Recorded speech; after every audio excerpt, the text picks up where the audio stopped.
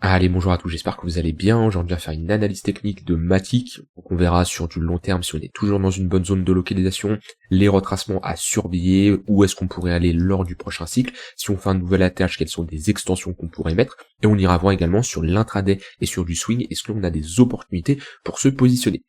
Alors Matic, c'est un peu une crypto qui va être similaire à Atom, dans le sens où c'est une crypto très intéressante. D'un point de vue fonda, ça build pas mal, d'accord, mais qui est toujours bloqué dans un range, voilà. Bloqué entre deux bornes, il ne fait pas grand chose comparé à d'autres altcoins comme Optimism, comme Arbitrum, hein, d'autres layer 2 qui ont très bien performé. Lui, Matic ne bouge pas spécialement, pourtant c'est un bon projet, hein. Et ouais, quand je dis que ça build beaucoup, il y a beaucoup de développeurs, hein, de mémoire sur Matic. Je sais pas s'ils mettent à jour ce site, ça s'arrête à janvier 2024, faudrait que je trouve un nouveau site parce que je sais plus pourquoi ils mettent pas les données à jour actuellement. Où est-ce que je peux voir ça?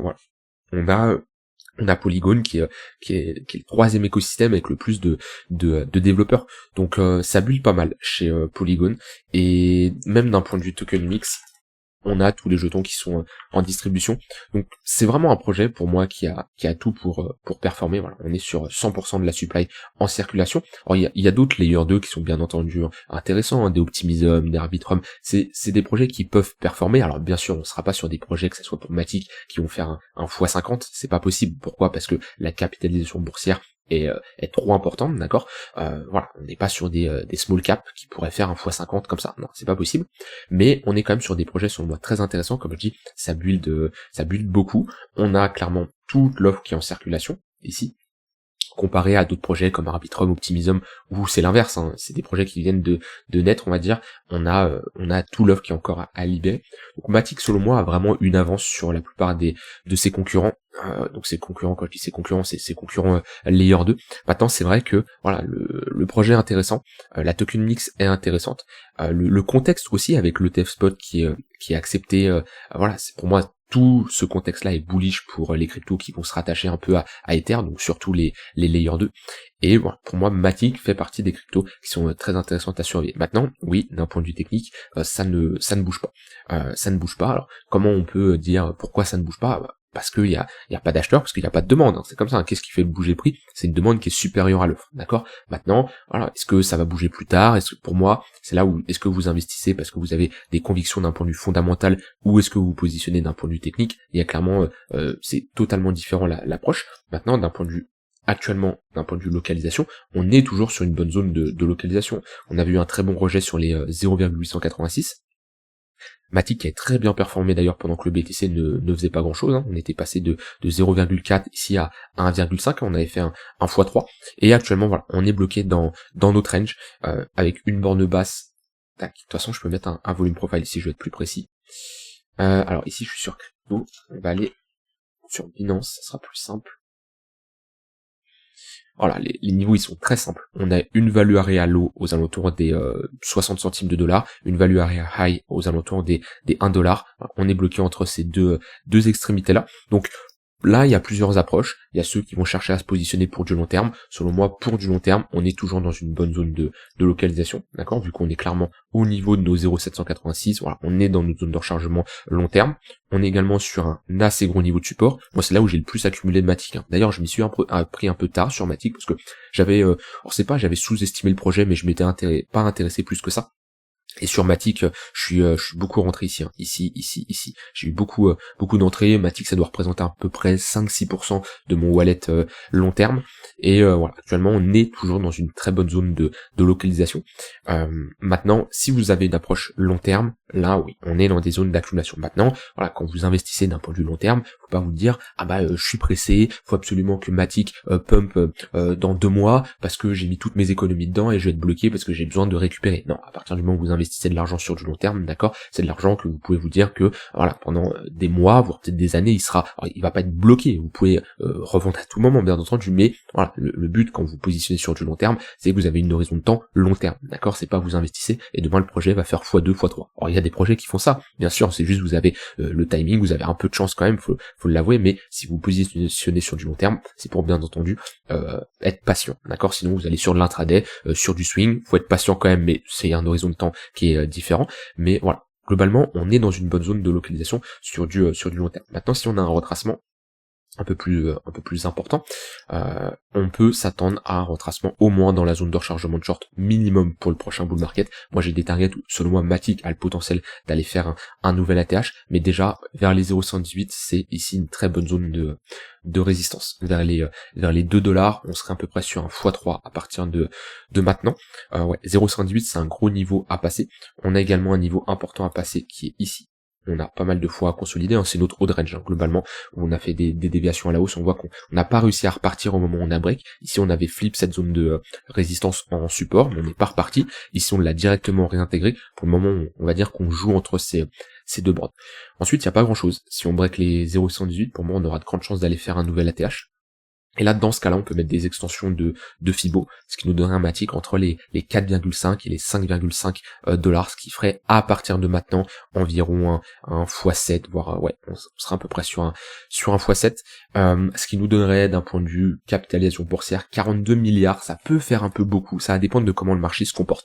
Matic ne peut pas aller chercher c'est un 118 comme ça avec un marché qui est plat, qui ne fait pas grand chose. Par contre, si on a de l'inflow, si on a de l'entrée d'argent sur le marché, hein, avec une capitalisation totale des altcoins qui performent, oui, ça peut être une target qui peut aller être cherchée. Maintenant, ça va pas être facile non plus. Ici, on serait sur un combien juste si on va chercher? Je vais être un peu plus précis. Ouais, c'est ça, on est sur un x6. Donc ici, ouais, 6 x 6, 36, du coup on serait sur 36 milliards de market cap à peu près. Si on compare actuellement, on serait sur un projet qui serait top 6. Donc pour moi, actuellement, c'est compliqué. Maintenant, comme je dis, si on a la capitalisation de Solana qui va doubler, XRP, Dogecoin, si on va dire tout augmente, oui, c'est une target qui est réaliste, qui est pas, c'est pas impossible. Maintenant, clairement, est-ce que je vais absolument attendre ici pour prendre tous mes profits? Non, comme je dis, la zone de rechargement de short, je verrai comment le marché réagit dans cette zone. Si on commence à se faire rejeter, avoir un essoufflement et une pattern de retournement, je prendrai clairement une partie de mes profits. Et ensuite, au moment où on ira faire un nouvel ATH, faudra voir surtout pour quelle raison on fait un nouvel ATH. Est-ce que c'est Matic où il va y avoir une décorrélation des autres altcoins? Parce que ça c'est important. Quand on a une altcoin qui pump, c'est important de voir, ok, pourquoi pump? Est-ce que c'est parce que l'ensemble du marché pump, ou est-ce que c'est parce que il y a vraiment de la demande sur cette crypto, d'accord? Parce qu'il y a une news qui est sortie, parce qu'on estime qu'elle est sous-évaluée. Ça, c'est deux choses qui est complètement différentes. Il y a des altcoins qui pump parce que l'ensemble du marché pump, d'accord? Mais les plus intéressantes des altcoins, c'est ceux vraiment qui pump parce que il y a un projet qui est sous-évalué, parce qu'il y a des news qui sont bullish, il y a un narratif qui est en cours, ce qui montre que voilà, c'est une altcoin qui a du potentiel, d'accord? Parce que c'est une altcoin qui va pump quand le marché pump et qui va potentiellement pump quand le marché ne fera pas grand chose, d'accord? Et c'est ça, c'est des altcoins qui sont vraiment assez intéressantes. Donc voilà, ça c'est pour les targets sur Matic. Par contre, les personnes qui ne cherchent pas à se positionner sur du long terme, eh ben, ce que vous pouvez faire, c'est la stratégie de range. Donc globalement, on se positionne sur l'extrémité basse. Donc entre les 0,5, 0,60 centimes de dollars, là ça commence à faire un peu bas. Alors ça dépend de votre entrée, comment vous la trouvez, mais si on a une zone d'invalidation ici, faut aller chercher du 2 points, faut jouer la cassure du range. C'est un trade qui peut se prendre, mais c'est pas le trade où j'aurai la meilleure confiance, avec surtout un risk reward où ça me demande d'aller break le range à la hausse.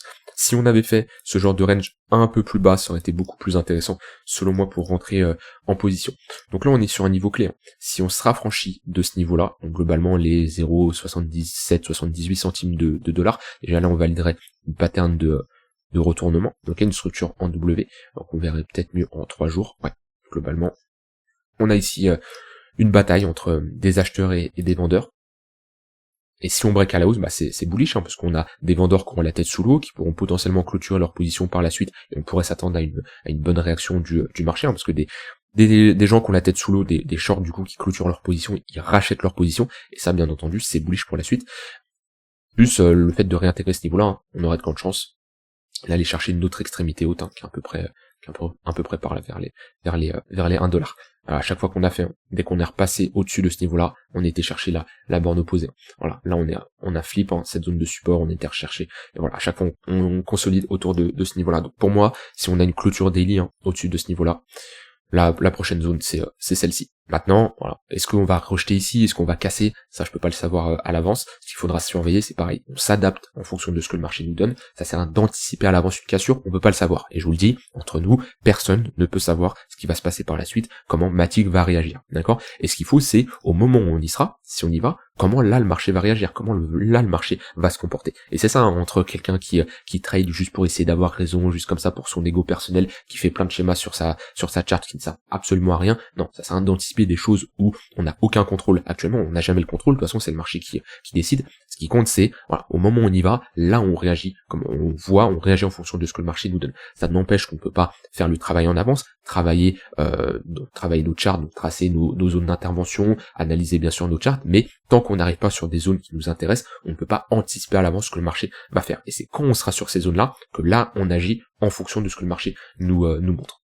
Donc actuellement sur du plus court terme ici en daily, on est bloqué entre deux bornes, on est à l'intérieur d'un range, pareil, pour le moment on n'anticipe pas la cassure. Je vous ai bien dit, c'est si on break ce niveau là, ça c'est la prochaine target. Pour le moment, ça c'est un range, on va dire c'est un range classique, d'accord, qui se traite comme tous les ranges, c'est-à-dire pareil, je peux remettre un volume profile pour déterminer les extrémités. Voilà, j'ai une extrémité haute, une extrémité basse que j'irais plutôt moi personnellement mettre sous ce niveau là.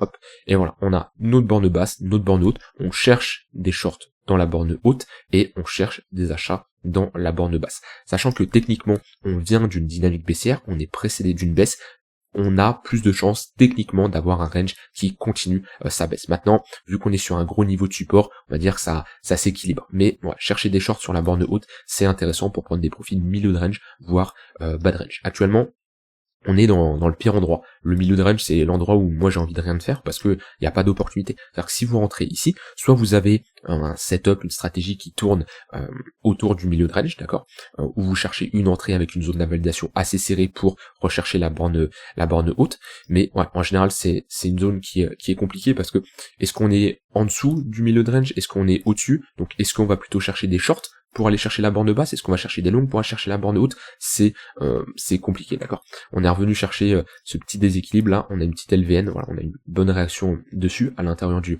volume profile, mais ouais, actuellement, au vu du contexte, je chercherais plutôt des longues. Maintenant on est quand même sorti d'un gros range ici, en 4 heures. Donc à moins d'avoir une petite pattern de retournement sur du 1 heure, comme je dis sur un milieu de range, c'est compliqué de se positionner, je préférerais attendre les extrémités opposées.